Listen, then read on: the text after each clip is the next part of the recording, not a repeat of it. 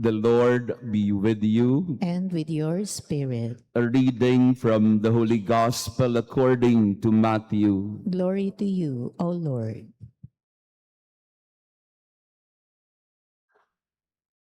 Jesus said to his disciples, "Stay awake, for you do not know on which day your Lord will come.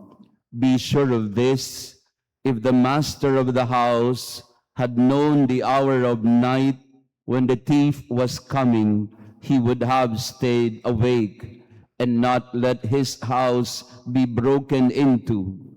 So too you also must be prepared, for at an hour you do not expect the Son of Man will come.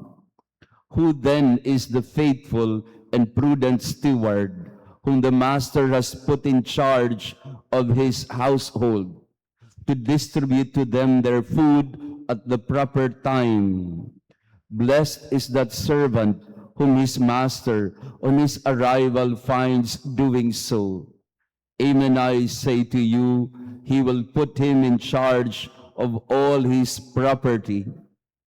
But if that wicked servant says to himself, my master is long delayed, and begins to beat his fellow servants and eat and drink with drunkards, the servant's master will come on an unexpected day and at an unknown hour, and will punish him severely and assign him a place with the hypocrites, where there will be wailing and grinding of teeth." The Gospel of the Lord. Praise to you, Lord Jesus Christ. Praise be Jesus Christ. Now and forever. Good morning mga kapatid. Pakibati din ng good morning ang ating mga kasama ngayong umaga. Umuulan na naman. And to our online parishioners, thank you for praying with us this beautiful Thursday morning, the memorial of Santa Monica, and tomorrow, the memorial of Saint Augustine. Dito po sa ating mga mass intentions, I try as much as possible to read everything before we begin the Mass, and even within the Mass, I read your intentions.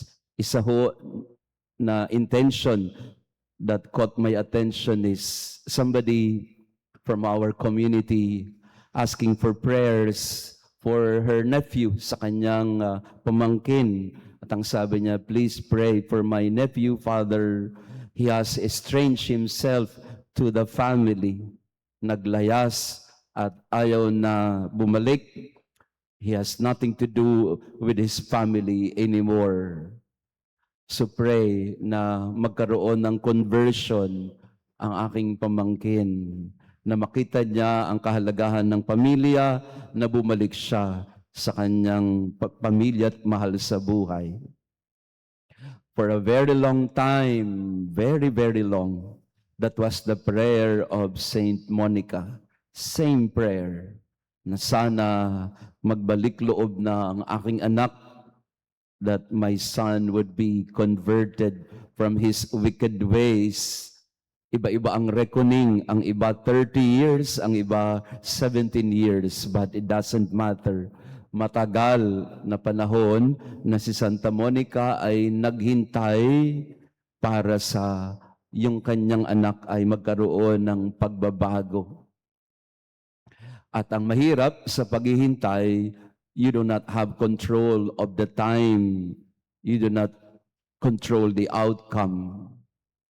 Ito rin yung nangyari sa ating ebanghelyo ngayon, na babala ng Panginoon, stay awake. You do not know the hour. You are not in charge of the outcome and the timeline.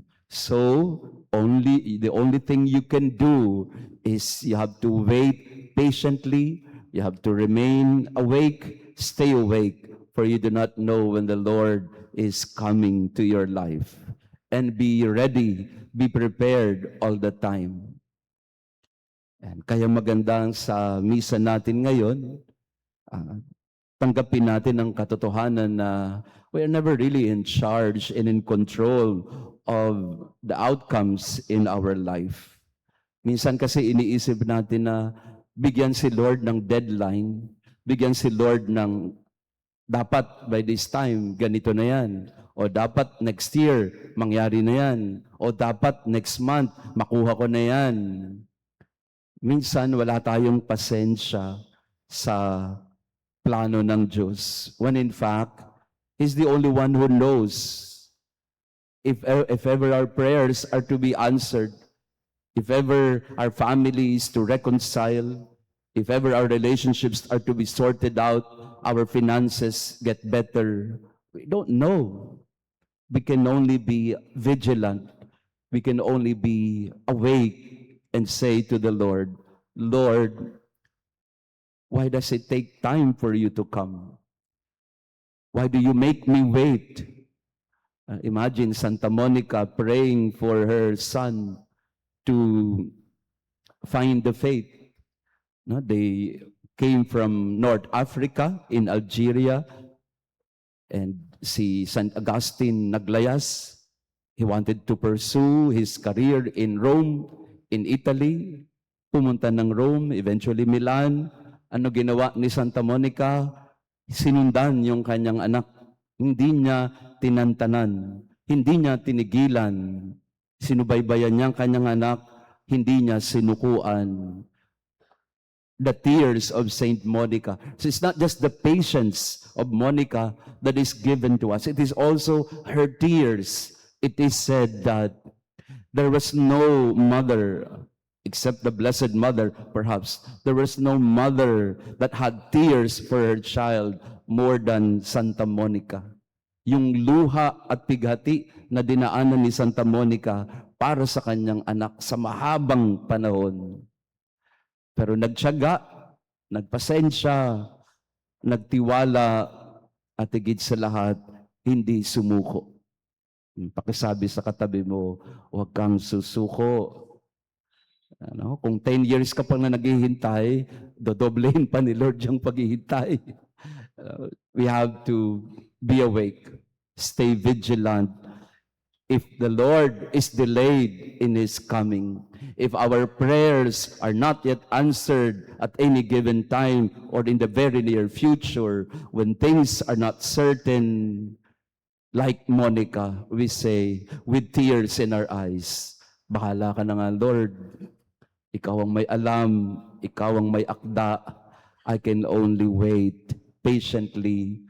Even if I am in tears, I will wait for my son to come home, for my daughter to realize her mistakes, for my husband to change, for my wife to find sense in her mind, for my grandmother, grandfather, and all these intentions that we are praying for na hindi pa nangyayari.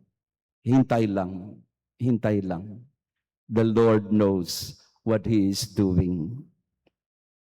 Praised be Jesus Christ. Now and forever.